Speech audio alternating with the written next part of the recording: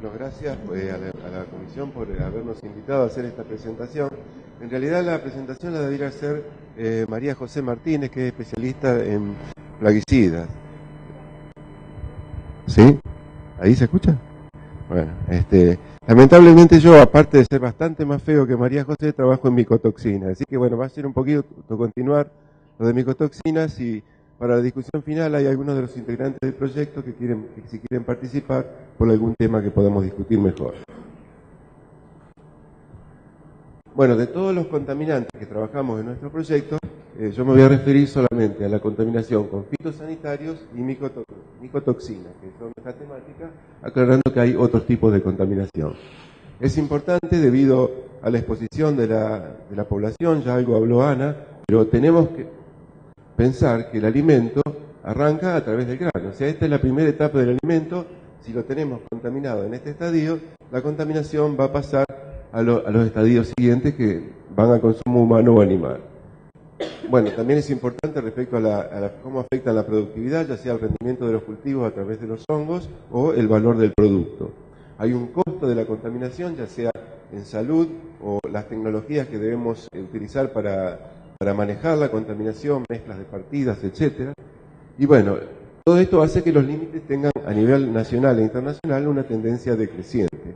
Entonces, teniendo en cuenta que hay bloques de países que son importadores y otros que son exportadores, la tendencia es a fijar marcos diferentes. Normalmente los países exportadores tienen marcos más flexibles que los países importadores. Por lo tanto, vamos a tener un doble nivel, y bueno, ya sabemos qué va a pasar con las partidas y dónde van a quedar las partidas más contaminadas, ya que todo se consume.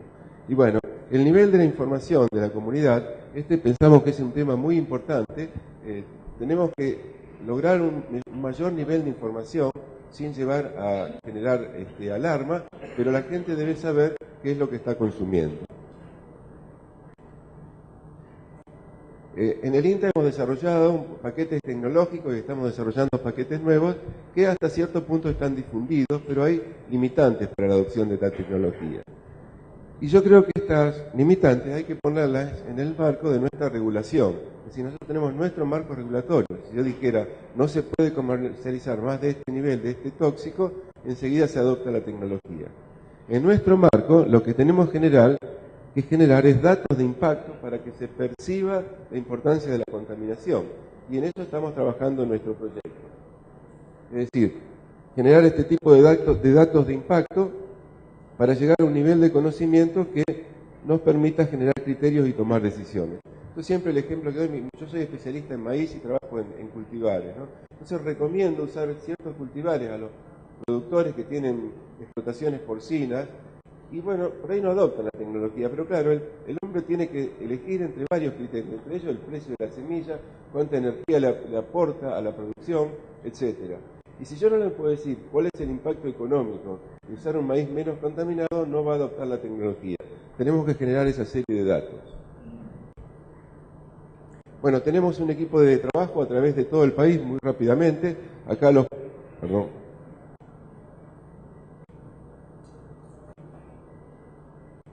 puntos azules corresponden a nuestro propio grupo de inocuidad, pero ahí tenemos puntos amarillos, que son los del equipo de post cosecha, que están fuertemente interrelacionados, y los puntos rosas, que son los de manejo integrado de plagas y enfermedades. De modo que podemos abarcar la problemática de la siembra hasta la cosecha junto con las universidades. Y últimamente estamos actuando con el INTI y con el SENASA para favorecer el desarrollo de marcos regulatorios más adecuados o normativos.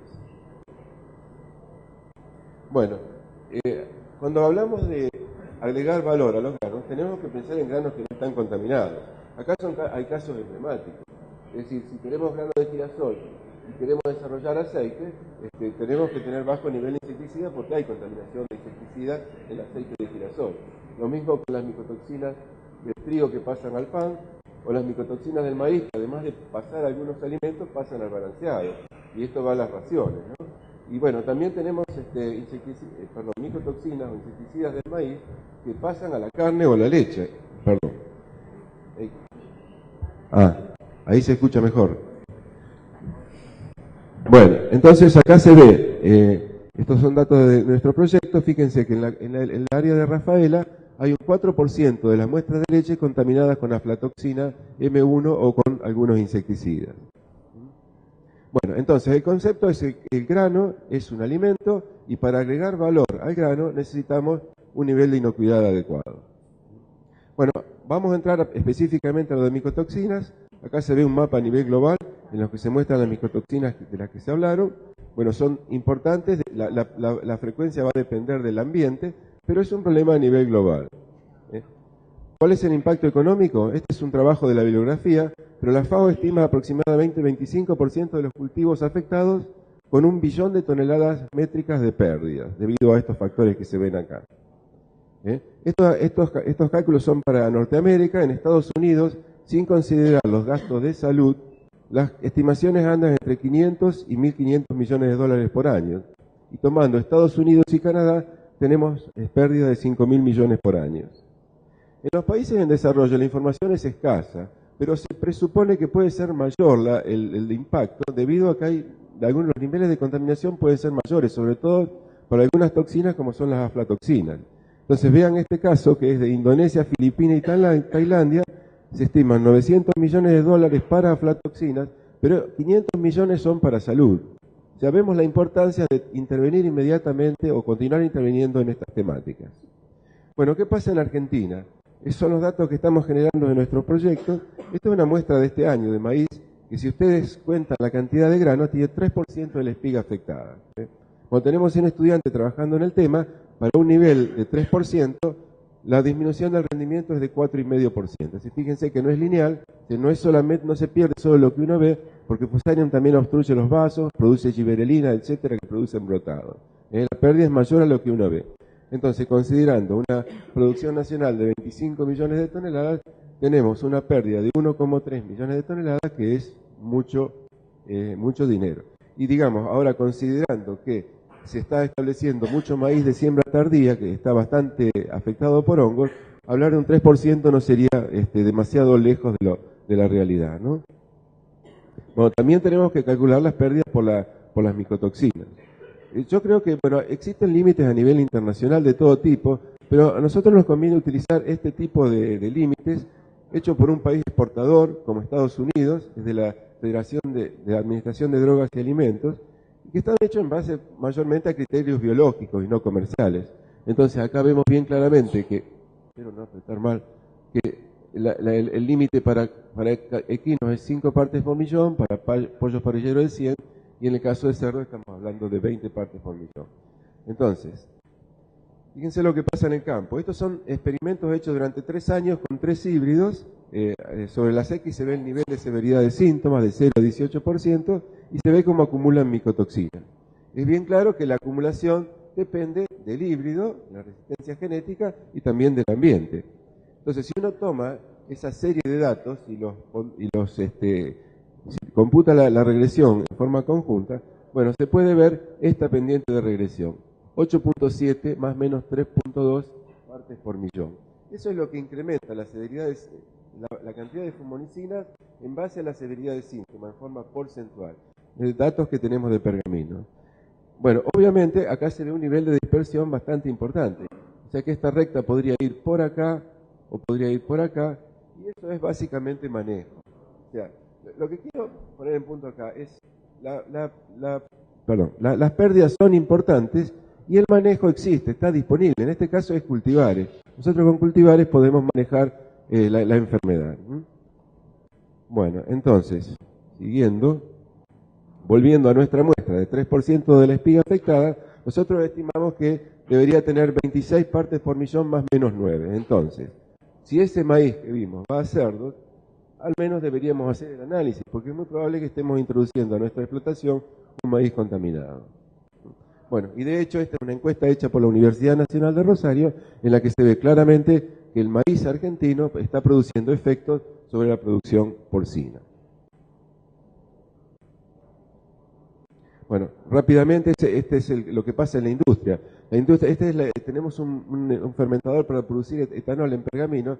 No es lo mismo introducir un grano contaminado que uno no contaminado. Acá vemos un híbrido susceptible que entró con 5 partes por millón y otro resistente con 2 partes por millón.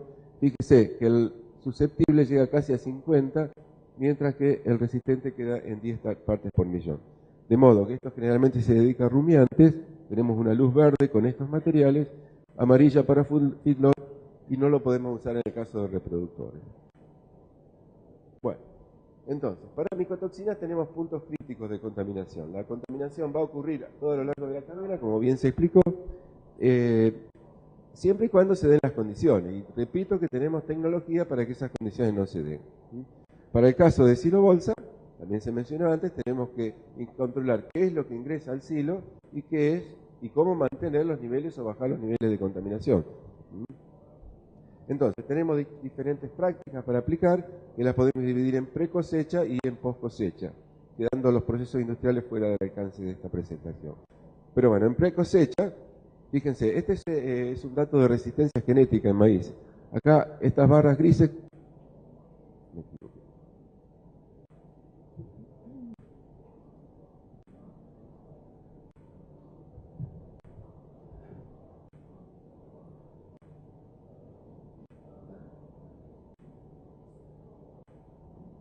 Acá las barras grises corresponden a un híbrido resistente y las azules a un híbrido susceptible, y lo que se ve es acumulación de fumonicinas. Pero fíjense que las contrapartes normal versus BT, el BT siempre tiene menos micotoxinas, básicamente por este tipo de efectos, ¿no? O sea, a través de los lepidópteros ingresan las micotoxinas. O sea, tenemos resistencia genética disponible que hay que utilizarla. Fíjense, esto es para dioxinivalenol, son experimentos inoculados. Acá se ve el híbrido más resistente y el más susceptible, y acá está el nivel recomendado por la FDA. Bueno, obviamente, a pesar de que inoculamos con el material resistente, tenemos una luz verde o amarilla para cerdos, y este material no debería ser usado en la producción. Lo mismo pasa para trigo. Acá se ve claramente la distribución de frecuencias, no hay tan buen nivel de resistencia, pero este tipo de materiales altamente susceptibles no deberían ser usados porque esto va para alimentación humana, y en años de epifitia severa vamos a tener contaminación. Bueno, también tenemos en trigo, tenemos otra posibilidad, que es utilizar fungicidas. La aplicación de fungicidas se puede eficientizar en la medida que usemos este tipo de información de pronósticos. Son los pronósticos que emite el Instituto de Tecnología de Clima y Agua en base a la ocurrencia de eventos infectivos. Entonces, acá vemos que la zona de Entre Ríos tiene una región en rojo y hay que hacer aplicación de tratamientos con fungicidas lo antes posible. Estos son datos viejos, pero si vemos la de este año, esto es del 8 de octubre, vemos que hay una zona caliente ahí de nuevo en Entre Ríos y en parte de Santa Fe. Entonces, los fungicidas en trigo controlan una buena parte de la fusariosis.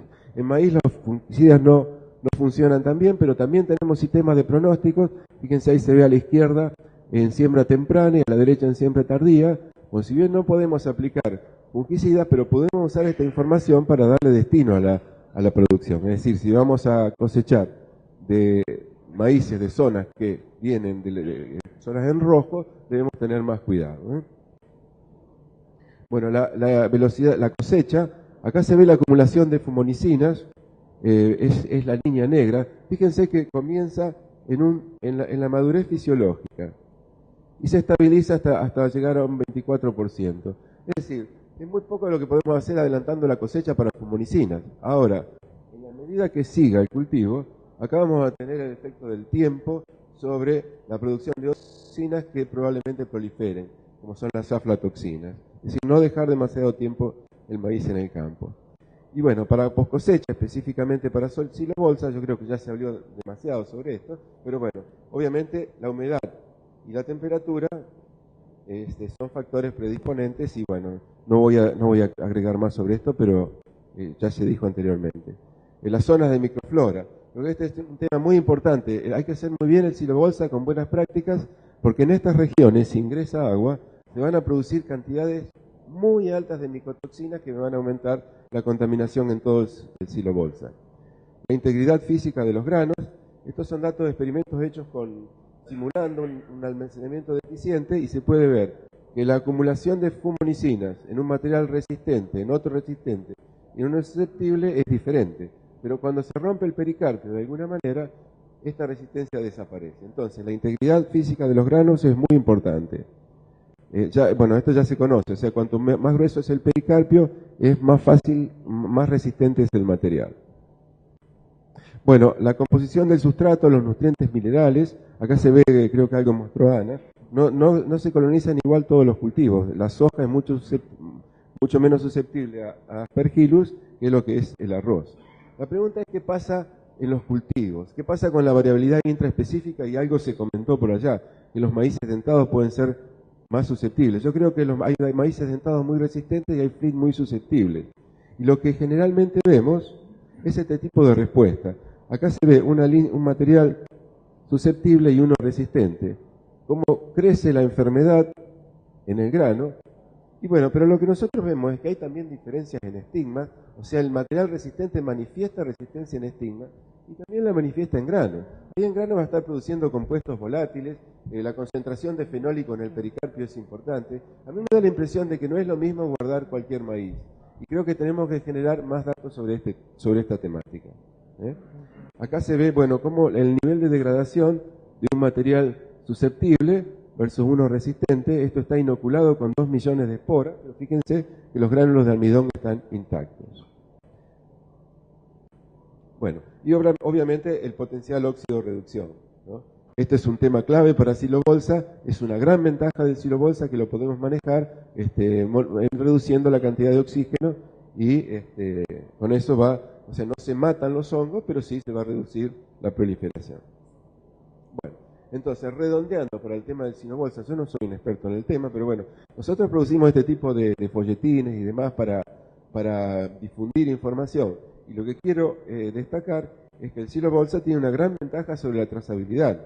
Es decir, si yo tengo un maíz contaminado o un trigo contaminado, lo puedo poner en esta franja y después manejarlo mejor. Puedo hacer diluciones, pero sé dónde está el maíz o el grano contaminado. Bueno, las ventajas de las atmósferas controladas. Bueno, una ventaja del silo-bolsa es que se puede guardar el grano no tan seco, pero la recomendación es guardarlo lo más seco posible. Y bueno, ya dije de cuidar las áreas de microflora, eso es todo buenas prácticas de confección del silo-bolsa. Respecto a la parte de contaminación con plaguicidas, estas son las estimaciones a nivel mundial. Hay 2 millones de personas que están expuestas y están afectadas por plaguicidas. 3/4 de esa cifra pertenece a los países en desarrollo que utilizan justamente la menor cantidad de plaguicidas. Bueno, creo que todos conocemos los distintos niveles de toxicidad, banda roja, amarilla, azul o verde. Para poscosecha tenemos todas las opciones, por supuesto usar la menos tóxica dentro de lo que se pueda. Y acá hay algo que es muy importante, que es el marco regulatorio. El marco regulatorio depende, o sea, generalmente hay una referencia que es el Códex. El Códex, a través de un comité de expertos, y en base a la toxicidad, en base a las prácticas agronómicas que se pueden aplicar, genera una información de un límite recomendado. Pero después cada país usa el que más le conviene. El caso emblemático es el DDBP en granos almacenados. Fíjense que tenemos 0,01 ppm para la Unión Europea y 5 partes por millón para el Códex o para el SENASA de Argentina. Y lo que nos está causando problemas importantes en la comercialización. Bueno, hay que aclarar que la Unión Europea además produce sistemas de alerta rápido, es decir, que si entra por alguna región un grano contaminado, rápidamente se va a enterar el resto de los países y vamos a tener problemas en ingresar ahí.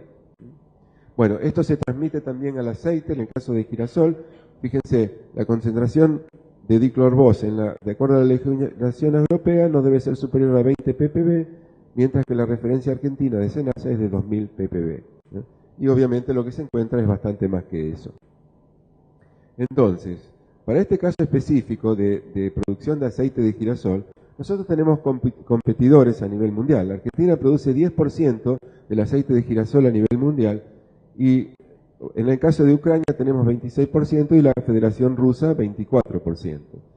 Si Argentina quiere exportar aceite de girasol a esos destinos que están mucho más cerca de Europa, que es el sector que paga los mejores precios, necesitamos maíz que no tenga DDBP. Necesitamos un nivel de inocuidad adecuado a estas exigencias. Uno de los problemas por qué tenemos niveles de contaminación es porque nuestra legislación prohíbe la comercialización de granos con insectos vivos. Eso significa que el responsable de de eliminar esos insectos y pagar los gastos que ocasionen, es el que está transportando la mercadería.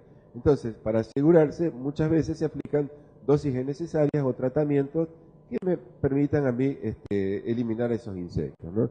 Entonces, bueno, en primer lugar, acá hay que tener muy en cuenta la trazabilidad, hay que pensar a quién le vamos a vender el maíz, el grano, se nota que soy maicero, y aplicar las buenas prácticas, ¿no?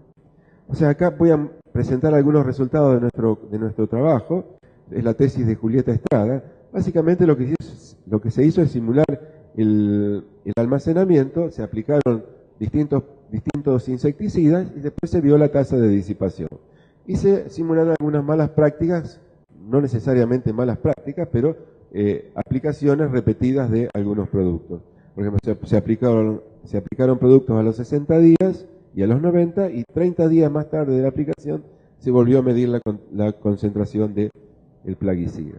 Este es el resultado para pirimifosmetil. Fíjense, las tres líneas corresponden a los límites del SENASA, del Códex y de la Unión Europea. Acá se aplicó el producto al día 0. Fíjense qué rápido que baja la concentración, de modo que no tendríamos ningún problema para comercializar ese material. Ahora, cuando se hacen aplicaciones repetidas, fíjense que la aplicación hecha a los 60 días deja residuos por encima de los límites, y la de los 90 días también. O sea que hay que tener mucho cuidado con este tema, ¿no? O sea, a veces es necesario aplicar de nuevo, pero hay que estar seguro que es necesario aplicar. Y de nuevo el tema de la trazabilidad. Si uno recibe un grano, debería saber con qué fue tratado para no repetir el tratamiento. Y es el otro ejemplo para diclorboso, DDBP. Entonces, acá tenemos los límites del Códex, del SENASA, y en el caso de la Unión Europea es 0, ¿no? El límite de detección. Entonces, fíjense que la degradación funciona muy bien y vamos a estar por debajo de los límites del Códex y del SENASA, pero no vamos a estar por debajo de los límites de la Unión Europea. O sea que para destinos de ese tipo estamos muy limitados respecto a la aplicación de este tipo de productos. Bueno, lo mismo pasa con las aplicaciones repetidas. Bueno, redondeando entonces la parte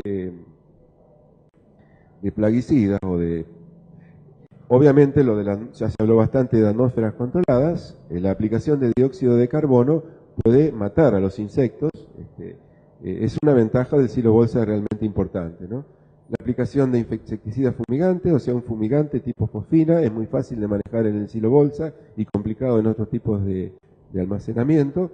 También tenemos una menor manipulación del grano, o sea, uno como productor tiene la ventaja, o como acopiador también, del campo llevar directamente al almacenamiento, evitando traspasos por otros medios o manipulación del grano que puede aumentar la contaminación.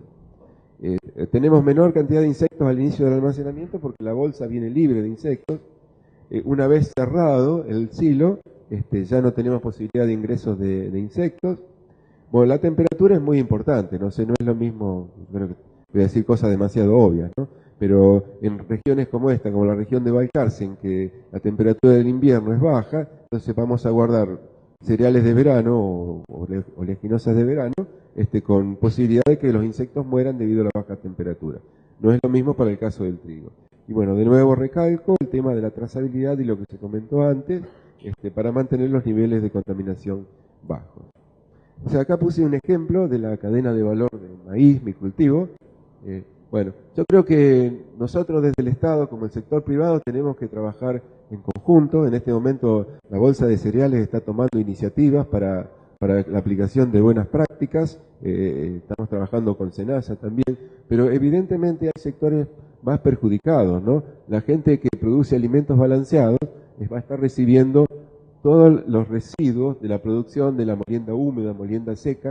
El productor en la chacra debería tener conocimiento de esta información para aplicar prácticas de manejo. Bueno, esto creo que es una práctica de extensión y desarrollo de tecnología que tenemos que encarar entre todos. Muchas gracias.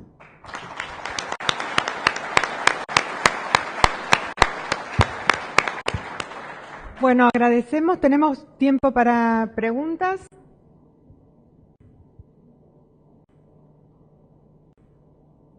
Queremos agradecer a los expositores. Tenemos una charlita más, pero quería que le hiciéramos entrega de los certificados. Si quedó alguna pregunta para el resto de los expositores y queremos aprovechar.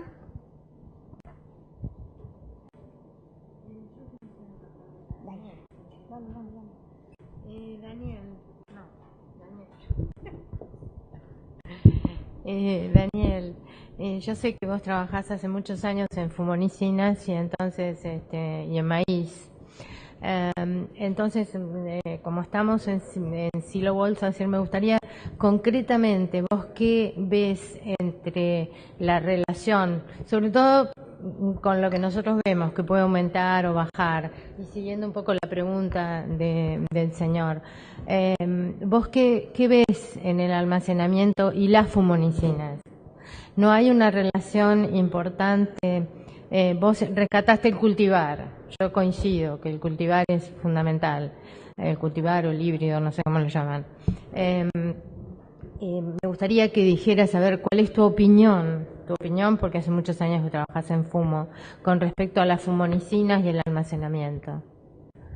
Yo creo que las fumonicinas son muy estables y va a ser muy difícil bajarlas, ¿no? Probablemente tengamos alguna tendencia decreciente o que la podamos modificar, pero bueno, yo creo que es muy difícil dar una respuesta cuando no sabemos cómo está hecho el silo bolsa. Para mí lo más importante es ese agujerito que tenía el silo bolsa y crear áreas de microflora, porque vos sabés que cuando entra un poquito de humedad, la concentración puede llegar hasta 1000 de partes por millón. Entonces después cuando querramos hablar de trabajar con decenas de partes por millón, si eso se mezcla todo, va a aumentar el nivel de contaminación. Yo me preocuparía más que todo en la aplicación de buenas prácticas de confección del silo bolsa y no deberíamos tener problemas con fumonicidas. Muy bueno el trabajo. Acá estoy, Daniel. Acá, ¿cómo te va? ¿Qué decir? Muy buen trabajo. ¿No? Dijiste algo muy importante con respecto a los cultivares.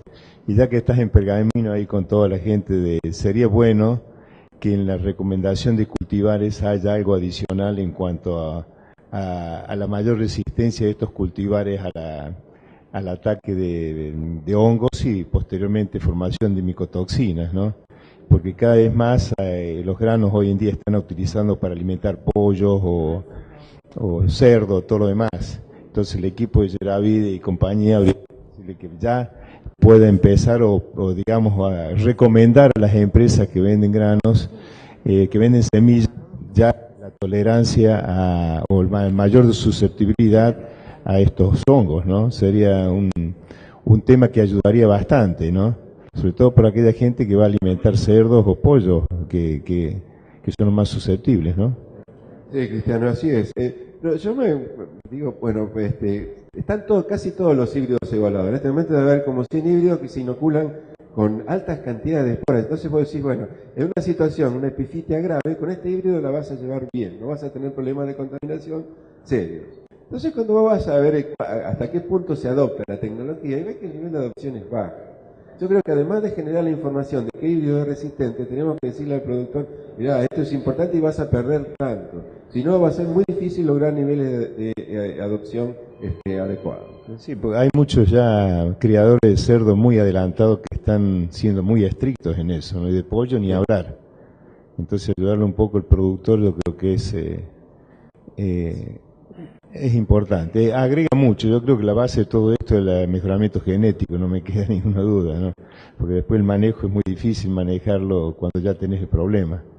Y los datos están online, así que se pueden sacar de ahí de la página de INTA, ¿no? De la resistencia, en maíz, en trigo, al igual que los datos del sistema de pronóstico, uno los puede obtener online y saber cómo va a estar la contaminación este año.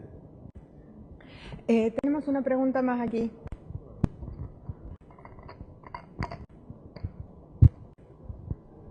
Sí.